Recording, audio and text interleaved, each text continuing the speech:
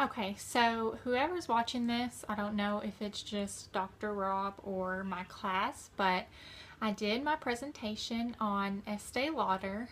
I chose this business leader because I use many of her products. I was also very interested in researching and figuring out the woman behind the success, because every time I walk into a department store, you see the brand, and the cosmetics, and you hear about it. So I was curious to just research, what I was actually putting on my face at night right before bed. And the results I found out were actually pretty inspiring, especially because she's a woman business leader and she was very progressive for her time. So to begin, I guess I'm going to talk about her early life. Estee Lauder was born in 1908. There's some speculation that she was born in 1906, however, it was July 1st, and she was born in a small Jewish family in Queens, New York. Her father was Czech and her mother was Hungarian, and I believe they owned a tool shop. So she wasn't born of such glamour, but she did have an uncle who owned, he was a chemist and he owned a plant, and that is how she learned to make creams and do at home remedies for skin problems, and make I guess recipes for, I said recipes, but when I'm thinking at home, that's what I say, and that's what it was. Recipes for, like, makeup, and she would market those to individuals in her neighborhood as a teenager.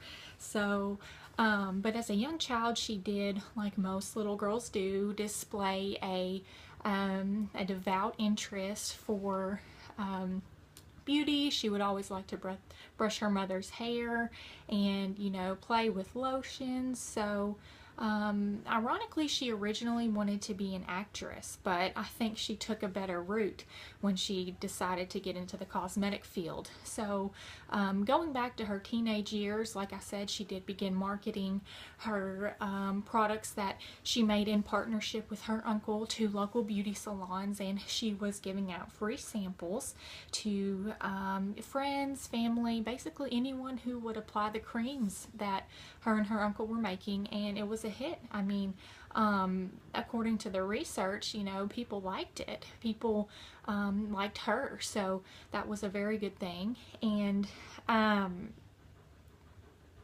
one thing I was curious about, because her name is Josephine Esther Mentzer, I did a little research on that. I thought, how did Estee Lauder come about? But Estee is a Czech pronunciation of Estee. That's how she got the name.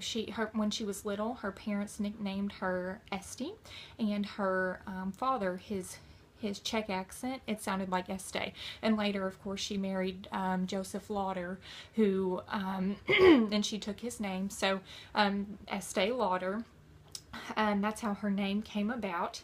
And as far as her career, again, when I did my research and I put my paper together, I began her career as a teenager, when she was marketing those items in her neighborhood. But I think she really began her career when she got married. She married to Mr. Lauder, and in 1935 she started the first Estee Lauder company. Now, it wasn't booming, it wasn't in department stores, it wasn't this high-end brand yet, but this was the point where she branched out from her uncle and actually did her own thing. She put her name on the brand, and for women in the 1940s, that was a huge thing.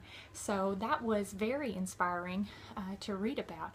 And not only that, she had a difficult marriage, and she was sustaining her business and marketing her products, and pushing those cosmetics through her troubled home life that she was experiencing, being a new mom and a new wife. So the House of Ash Blonde Salon was the first salon to sell Estee Lauder products.